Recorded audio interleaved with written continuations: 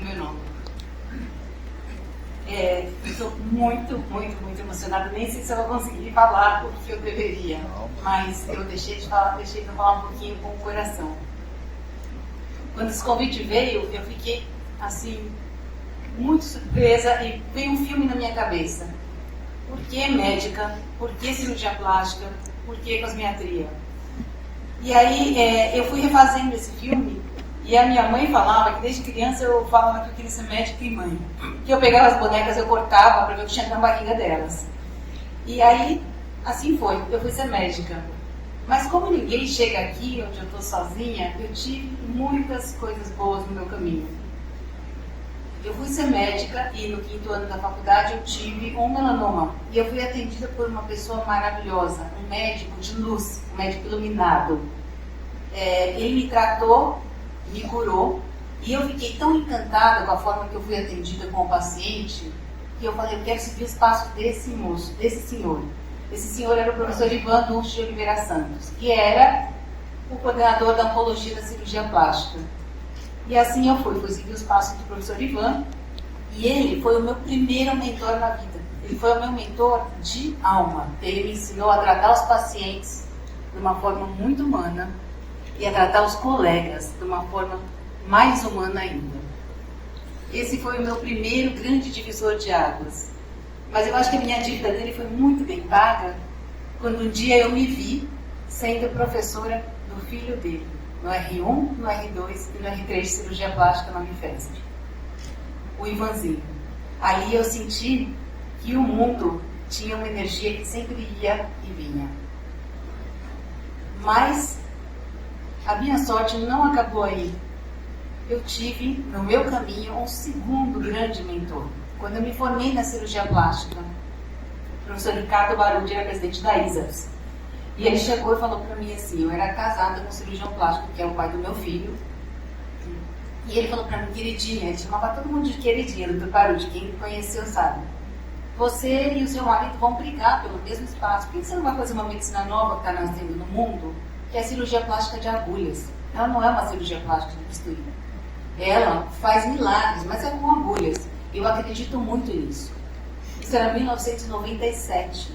Então, olha o que é um homem visionário cruzar na sua frente. Ele era presidente da ISAPS, me mandou para as clínicas dos amigos deles que já faziam essa medicina de agulhas. Então, eu fiquei um tempo em Buenos Aires, um tempo em Miami, lá no Stussing, no Baker, outro tempo na França, e aprendi a fazer botox. E quando eu voltei para o Brasil, o botox foi legalizado aqui. De tal forma que eu estava na hora certa, no lugar certo. Esse foi o meu mentor vamos dizer assim, o meu mentor de ideologias, meu mentor de visão, de ter uma visão de longo prazo, de não ser fechada para nada. Foi a pessoa com quem eu me inspirei para dar passos mais largos e para ousar. Foi o meu mentor de ousadia, Dr. Ricardo Barudi. Mas essa ousadia custou caro, muito caro, porque no começo nós sofremos muito preconceito. E logo ali eu vou contar que nós, porque somos nós todos que estamos aqui, sofremos muito preconceito por parte da cirurgia plástica e por parte da dermatologia.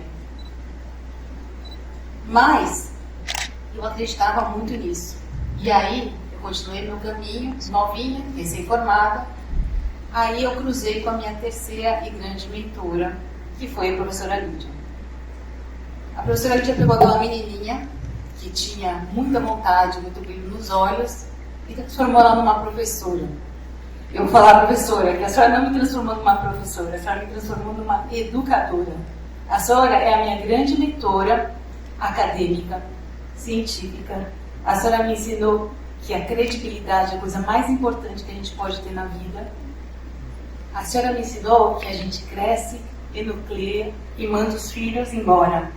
E o maior exemplo desse, eu me lembro até hoje, foi quando eu fui falar para a senhora professora, eu fui chamada para coordenar uma pós-graduação no Einstein, eu vou ter que sair. Você falou, será? Aí depois você deu um tapinha em mim e falou assim, voa minha filha, voa que eu confio em você. Essa foi a minha grande mentora acadêmica, da credibilidade, que concretizou e que me transformou numa educadora. Agora não é sobre mim, nós estamos aqui sobre nós.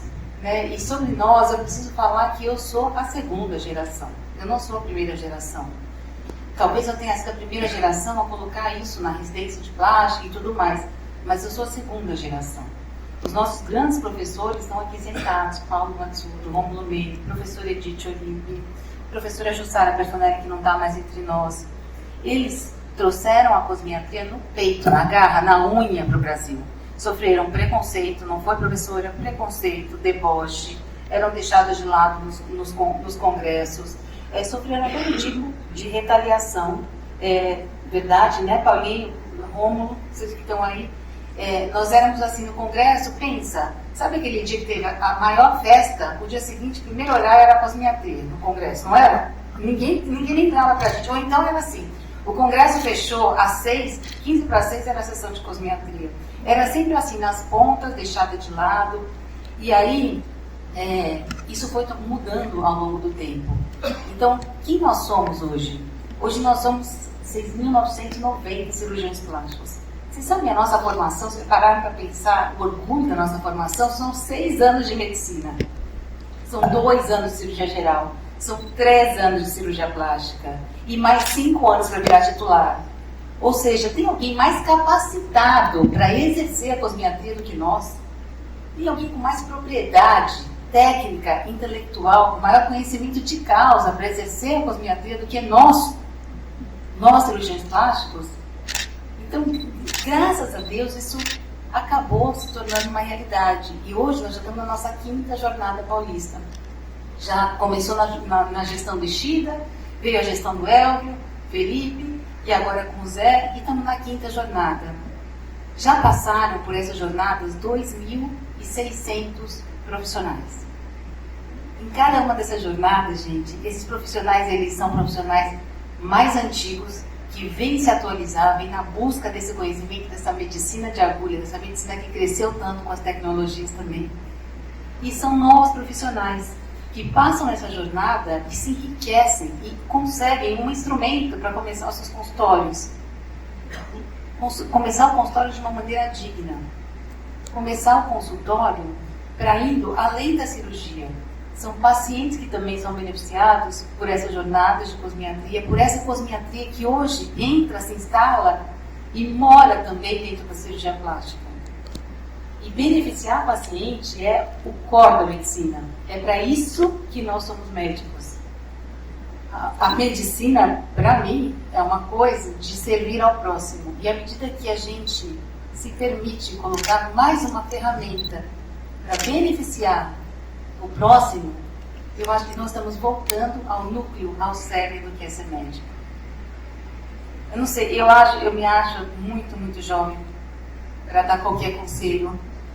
Eu realmente me acho muito jovem para estar nessa posição que eu estou hoje. Eu estou extremamente honrada. Mas eu posso dizer que eu sou uma pessoa muito realizada com as minhas escolhas. Muito grata a esses mentores. E eu gostaria que todos os cirurgiões plásticos fossem assim realizados também.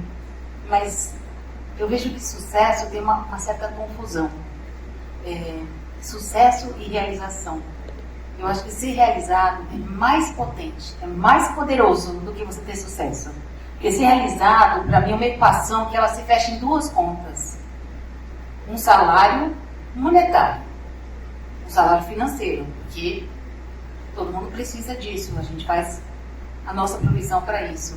Mas tem um salário emocional. E esse salário emocional, ele, às vezes, pra gente, ele paga a conta muito mais do que o salário financeiro. Eu tenho um marido executivo, às vezes ele fala pra mim, quanto você ganhou pra isso? Nada.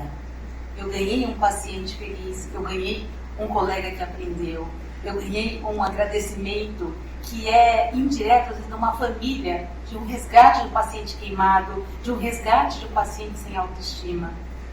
Esse salário emocional, ele não é compilado no banco, ele não é compilado em conta, mas só a medicina tem esse salário emocional.